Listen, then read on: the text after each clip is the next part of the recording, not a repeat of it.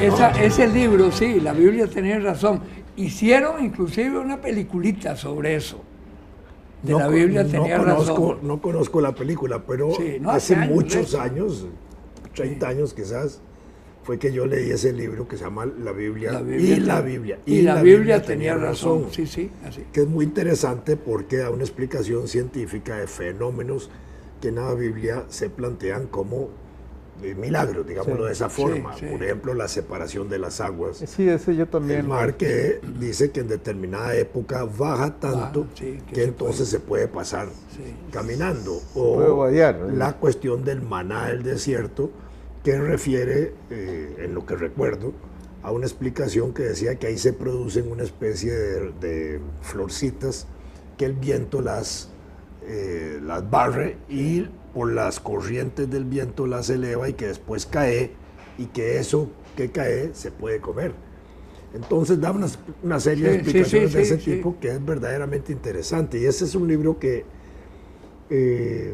me lo había prestado, me parece que Luis Orlando Corrales, un amigo, y yo devolví el libro y entonces no lo tengo, pero lo he buscado y no lo encuentro. Desde hace mucho tiempo lo busco en librerías. Pues tal vez en esa librería católica, ¿no crees? Tal vez no, porque podría no... No, es que no es... No. En todo caso, en muchas de las leyendas... No es herético, ni mucho menos, simplemente es una explicación, científica, que comprueba que sucedió. Pero es una situación que se da con muchísimas leyendas, tanto religiosas como de otro tipo, que al final en algún momento se explica de dónde sale el rumor que creó el acontecimiento, ¿verdad? Uno se puede pensar que en las crónicas, de algún tipo de crónica, hay una historia de castigo divino para los mongoles por causa de las montañas de cráneos que hacían. Y entonces ¿qué está haciendo Boko Haram ahora? 2000 se volaron en una pequeña aldea. Pues en este caso... Muchas las colgaron, chiquillas, de los árboles. Parece ser que según lo que Ismail Kadare dice, porque bueno, él hizo una cosa que yo no hago, estudiar antes de hablar. Entonces resulta que... Está bueno. Parece ser que por lo menos un grupo de mongoles, de los grupos, esos que son tantos, hacían por razones tal vez rituales, unas pirámides de cráneos. Pero los mayas lo hacían también. Bueno, pero no, los mayas no hacían pirámides de cráneos. Bueno, no pirámides. Bueno, pero es que en este caso se trata de pirámides. Y en algún momento sufrieron un sobresalto en alguna región porque una rayería les despedazó una de esas pirámides y eso tiene un significado celestial. Y la explicación que él da es que estos fregados empezaron a usar para sostenerlas distintos materiales, entre ellos hilos de metal. Ah, claro. Y entonces, claro, el pararrayos que se arma. Sí, claro. Pero claro, los detalles no los recuerdo. Lo que pasa es que sí, ese tipo de... uno podría decir, eso era una fregada leyenda. Bueno, sí, fue leyenda por la interpretación que le dieron al fenómeno, pero el fenómeno ocurrió.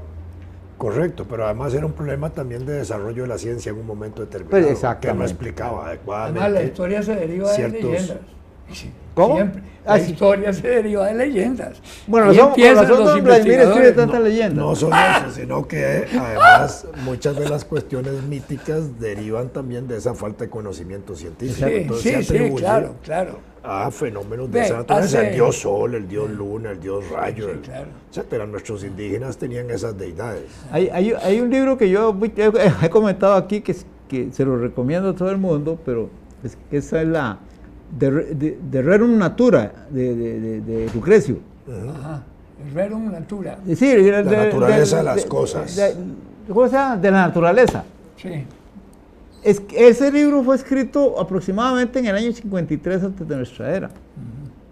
Y bueno, usted lo coge y ve que comienza el poeta, a invocar la inspiración de todos los dioses romanos. Claro. Pero después... ¿Eran copiados de los griegos?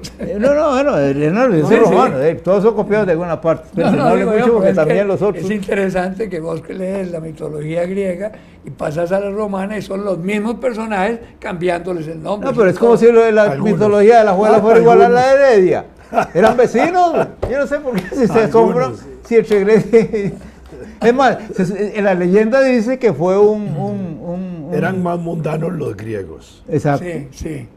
Más reflejaban la realidad de la sociedad y de los hombres y de las mujeres, todas sus virtudes y vicios. Y yo creo que no eran tan... Sí, Baco era más borracho que Dionisio. No eran tan frugales como los...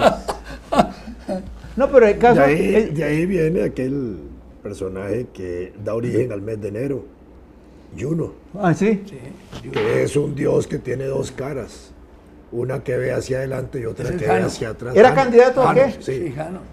Januario. ¿Candidato a qué? Juno. ¿Candidato a diputado? Pero digamos, con las dos caras, una viendo hacia adelante porque da inicio al año, claro. Y otra que está viendo al pasado. Bueno, ese yo creo que es la historia moderna. De una vez escribir historia de futuro. Perdón, te toqué. Ya me había hecho el propósito. Ay, se me olvidó extraer el nombre de la palabra esa que te había dicho. Bueno, no, pero en el caso de este poeta, al rato te vas dando cuenta de una cosa que yo dije, a mí casi me hace caerme de espalda cuando me di cuenta. Newton tiene que haber leído a ese poeta romano. No, eso no lo digo en serio, pero las leyes de Newton están ahí. Pero más que eso, la concepción del sistema solar y la idea de las antípodas y todo eso, se encuentra ahí desarrollada, y uno ve que para que ciertas ideas se confirmaran o fueran aceptadas de las que están ahí, faltaban 1800 años, 1500 años. Entre Newton y él hay más de milenio y medio. Entonces, no. Pero los griegos en el siglo V a.C. ya habían avanzado muchísimo en conceptos científicos e incluso hasta habían podido medir la redondez de la Tierra. Exacto. Una redondez de la Tierra que después se oculta en el tiempo y que vuelve a ser recuperada en la época renacentista, y es lo que le va a permitir a Colón trazar la posibilidad de viajar en la ruta occidental para ir a Oriente por las guerras que había en el Mediterráneo. A las Indias, ¿no? Porque las universidades renacentistas esas habían recuperado parte de ese pensamiento científico, y las academias náuticas donde ellos se educaban, ahí estaba Colón y los grandes navegantes, Magallanes y todos ellos, estudiaban eso. Por eso es que a Colón se le ocurre darle la vuelta al mundo. No era una cosa casual, porque si uno ve también mapas de la época, o más bien globos terráqueos de la época, los ve unos cuadrados. Hay unas imágenes muy bonitas del mundo como si fuera un cubo. Incluso en perspectiva el cubo en el extremo es un abismo, y no solo eso, sino que hay figuras, monstruos y no sé cuántos, como si la gente cayera por allá. Y es que cuando uno está en el mar adentro, de pronto uno nada más ve líneas. Nunca ve el horizonte. Exactamente. Y es fácilmente, alguien puede perderse. Y durante muchos años los recorridos marítimos no se podían hacer mar adentro porque no se tenían tampoco los instrumentos. Hasta que se desarrollan en el siglo XIV-XV el astrolabio y el sectante, que permite tomar mediciones con respecto a la luna, a los astros. Y entonces ya, y la brújula sobre todo, que es el... Pero Lucrecio discute el tema de la esfericidad del planeta, hablando de las antípodas, explicando cómo es que existen las antípodas. Entonces todas las cosas que yo cuando estaba en la escuela creía que habían sido... No hay nada nuevo, esa es la realidad. Si en la escuela me debieron haber hecho una versión infantil del libro de Lucrecio y habría aprendido mucho más de mis maestras. Pero hay algo interesante en ese mundo antiguo, que es los mapas astronómicos que hicieron los griegos.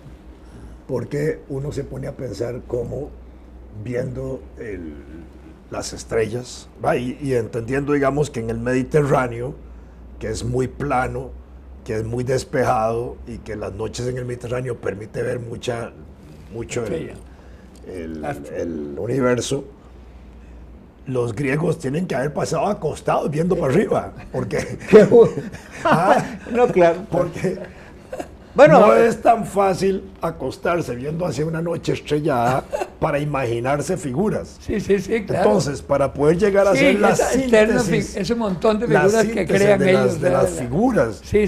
Y poderlas plasmar en aquel universo de puntos estelares, y mira, debe haber sido una cosa de años. No, es que le hacía hacer para explicar la Vía Láctea, que está amamantando al niño Juno, y entonces se riega la leche porque le pegó un mordisco. Esa es la Vía Láctea. Una serie de figuras interesantes. Pero los griegos hablan ya del radio. Pero además, ahora volviendo al punto del mapa astronómico, es decir, el Ecuador está más abajo del Mediterráneo. Sí. Es decir, cuando los griegos desarrollan los mapas astronómicos, hacen el del hemisferio norte, que era muy natural, estaban ahí ellos. Claro. Pero tienen que haber bajado el Ecuador para darse cuenta de que había otro cielo astronómico. Bueno, pero eso sí no es tan improbable. No me acuerdo en qué texto, es que ya con esta edad, ¿verdad? Aquí, hijo de mi alma, que todo se le olvida. El comentario sobre una ocasión en que navegantes egipcios se asustaron, es decir, se asustaron pensando en un acontecimiento cósmico, un milagro celestial, no sé, porque de pronto descubrieron que el sol se estaba poniendo por el otro lado. Estaba claro. Le habían dado la vuelta. La explicación es que lo que deben haber hecho estos fregados es el viaje inverso de los portugueses. No, pero acordate cómo se llama aquel que se le perdió un día. Dio la vuelta y se le perdió un día y no entendían científicamente por qué se había perdido un día. Claro, sí, giraron al revés. Esa es la novela de Jules Verne, que a la escuela le decimos Julito Verne. No, pero bueno, esa es la vuelta al mundo. Claro, está ahí, pero efectivamente, ¿cómo se llama? A Magallanes. A mí me tocó hacer una vez un viaje de Moscú a Pekín en avión, y el avión salió muy de madrugada de Moscú, entonces en el avión nos dieron desayuno. Pero después, cada parada que íbamos haciendo, que fueron como 4, había desayuno porque íbamos con el tiempo. Claro. Sí, claro. Sí, y cuando regresas vas contra el tiempo, sí, claro. Entonces la noche más larga o la noche más corta. Y a propósito del tiempo, un día de estos informó la prensa internacional que hay una discusión sobre un segundo. Un segundo que hay que ajustar. Que hay que ajustar, sí, justamente en estos días. El segundo bisiesto. El segundo bisiesto, que es un acumulado que si no se hace, algo así como en 60 años se producen 10 minutos de diferencia, y ahí vienen un montón de trastornos además, pero además es interesante que ese segundo que está técnicamente precisado, que hay que ajustarlo, si no se ajusta, altera todos los sistemas computacionales que hay. Es una carajada interesantísima. Entonces, en lugar de ir 0059, meten el 0060 para ir al 0. Hay un segundo más. Pero, ¿cómo se llama? Cuando el año 2000 decían que era una tragedia para las computadoras, ¿no? Bueno, por eso era más mecánico, era una cuestión propiamente de las computadoras. Sí. Bueno, sí, a lo mejor es una tontera decir que las computadoras van a tener problemas. Me imagino que en esos sistemas de precisión para medir las distancias y el tiempo, ahí sí va a haber problemas. Por ejemplo, si en Suiza no ajustan ese segundo, se les puede ir el franco más arriba. Más arriba de lo que lo acaban de lanzar, que ha creado todo un problema con los relojeros. Pero lo divertido es que aquí, de nuevo, yo lo vi muy superficialmente, pero los americanos y los estadounidenses y los ingleses, los británicos, están de las mechas, porque los británicos creen que debe hacerse el ajuste y los gringos no quieren. Ese es el segundo. El segundo. Es como con aquella cuerda del millardo. Vos sabes que existe la palabra millardo en todas las lenguas y está internacionalmente acordada. 1.000 millones es un millardo. Y eso no se usa en español, casi no se usa, ¿verdad? En francés sí. Un milliard es una palabra muy frecuente en francés. Pero es un acuerdo mundial, solo Estados Unidos, ¿no? Y por eso le dicen billion. Y hay maiceros aquí que traducen en la prensa billones cuando hablan de billion los gringos, ¿verdad? Sí, y todos lo multiplican por 1.000. El billón de los gringos es muy diferente al billón. No, por eso. Es otra cosa. El billón de los gringos es el millardo que la civilización occidental adoptó hace tiempo. Exactamente. Pero claro, no les da la gana. Entonces, en francés, uno habla en francés, se habla de milliardaire. Millonnaire y milliardaire. Son escalas de riqueza. Esa segunda no la había oído. Bueno, por milliard. Sí, pero no la vi. Ahora, en Francia ya no queda ninguno. Nunca tuve amigos de No se conocen tan fácil. No se conocen tan fácilmente. Yo no. Oíme, hace... Qué pena. No, tranquilo, yo no quedé reclamado. Lo que pasa es que... ¿Cómo que no? El otro día reclamó, ¿eh? No. Que iba a comprar árnica. No. Yo conté que una señora le iba me dijo a dar un ungüento. que me iba a dar un ungüento para... Bueno, oíme, no, es que hace tiempos, pero no mucho, hará que unos... ¿Ya habías nacido vos? No, 3 o 4 meses en un programa que yo comenté de una versión. En este momento no recuerdo, me pasa más que a vos, porque yo soy más viejo que vos. No, yo soy el campeón, nacional de eso. Se me chifla cierta cita que se estaba creando poco a poco la Quinta Cruzada. ¿La Quinta Cruzada? La reacción del mundo occidental de aspecto religioso frente al mundo que nosotros llamábamos maometano y ahora es musulmán. Bueno, pero el problema es que no hay como un objetivo ir a salvar, es que las cruzadas eran ir a salvar el Santo Sepulcro. No, pero ese era el cuento.